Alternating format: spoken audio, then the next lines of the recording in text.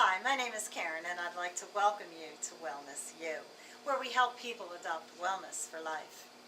There's many various different things that we can do in order to adopt wellness in our lives, but I'd like to look at one issue today that touches many other aspects in our life. So let's get right down to it and get to know the issue. The American population today is represented by the pie chart here, and it's unbalanced. There's 60% of us are either overweight or obese, and this leads to many various health problems. We're going to look into that. 40% of Americans are within a healthy weight. I used to be on this side of the scale. Actually, being overweight and obese is an epidemic and considered an epidemic. There are many reasons why, and let me let these bounce on in here.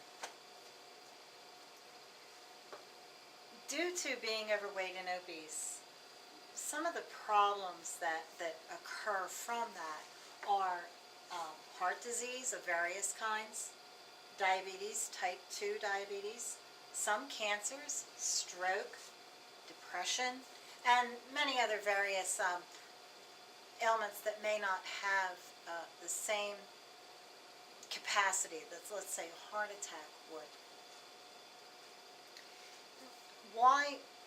How does this become an epidemic? Well, when someone goes in the hospital because they had a heart attack, you hear, oh, well, they had a heart attack, that's what's wrong. If someone has a stroke, you look at that and say, oh, that's what's wrong. And they appear to be separate issues, but in many ways, these are issues that can be avoided by adopting a healthier lifestyle. Type 2 diabetes is one that's definite. And believe it or not, there are some cancers that are actually avoidable, and being overweight and obese is one of the major problems with that. One of the other things that as employees, it's good to look at and understand that this issue costs a lot of money.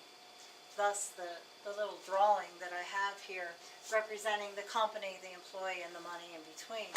Well, let's face it, your company is in the business for profit, and that's why you have a job, is because they're able to make a profit off of what you help them do. Isn't that great?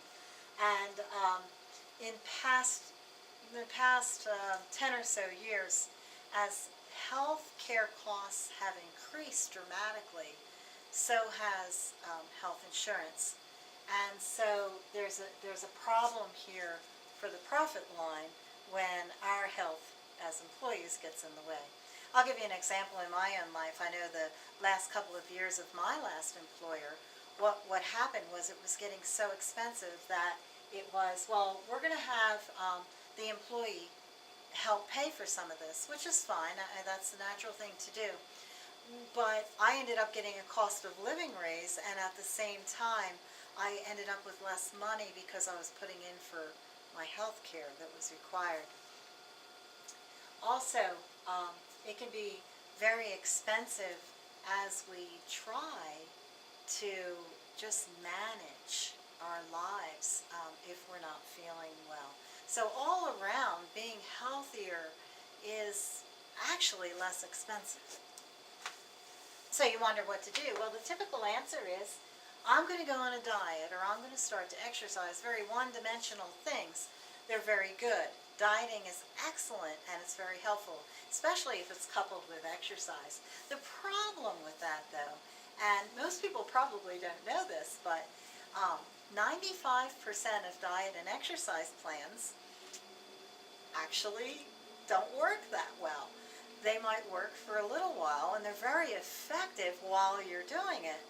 But after some time, let's say you wanted to lose 20 pounds, and you go on a diet plan, you lose the 20 pounds, and then the old habits come back, and before you know it, you've gained it back, or maybe even a little bit more. And so from a marketing point of view for diet and exercise companies, they love that, because if you had some result in part one, then you might buy the second program and maybe you'll do a little bit better. And this causes a roller coaster effect of not feeling so great after a while. I know that's what I did before I chose lifestyle change. Your doctor can write prescriptions for you, which are also very expensive.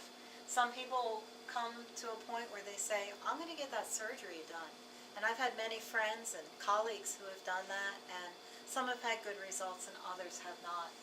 So maybe we ought to just give up and let that happen. Maybe we ought to just say, well, if I'm going to be unhealthy, then I'll be unhealthy. Well, I refuse to accept that. And I say no way to that we should be doing something different.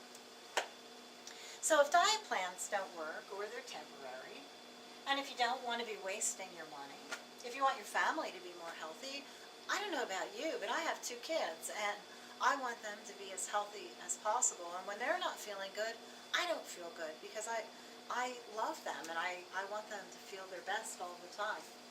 If you want to have an effect on others, which you do, and if you really want to make a change, then I'd like to suggest that a holistic approach is where you need to go.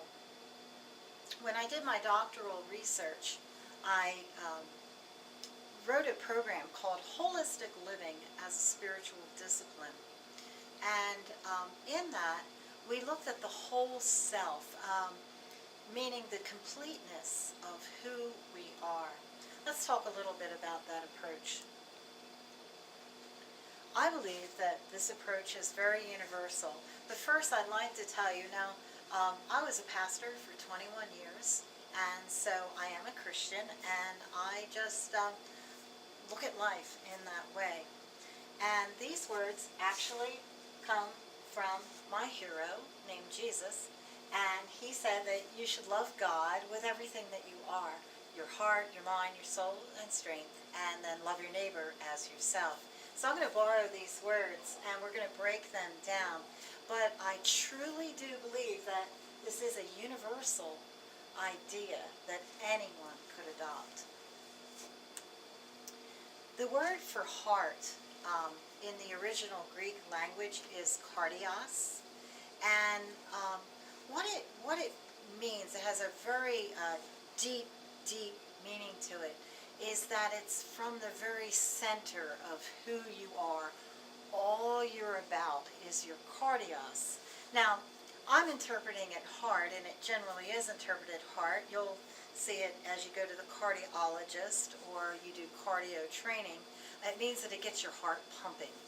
And so I'm going to look at this from a perspective of thinking of home as where your heart is, that when you're thinking about the very deep center of who you are, it's expressed in your emotions. And so I put together with heart the emotions. Why is that important when you're looking at lifestyle change? Well, believe it or not, there are emotional aspects to life change. And even when you go on a short-term diet, it can cause a lot of emotional responses. So that's something that we look at and deal with during coaching.